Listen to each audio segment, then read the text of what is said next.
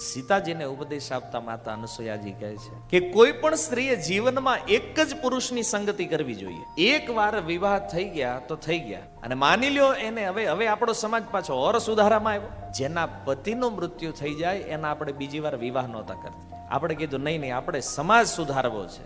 આપણે એડવાન્સ તો ખરા, આપણી વિચારધારાઓ એડવાન્સ છે, એ વાત સારી છે, પણ એડવાન્સ વિચારધારાઓના કેન્દ્ર સ્થાને પણ ધર્મ હોવો જોઈએ. ધર્મ જરૂરી છે. શીલ પ્રભુપાદ લખે છે, ઈશ્વરના ખ્યાલ વિનાની કોઈ પણ વિકાસ પ્રગતિની વાતો એ તમને દુઃખ સિવાય બીજું કઈ આપશે.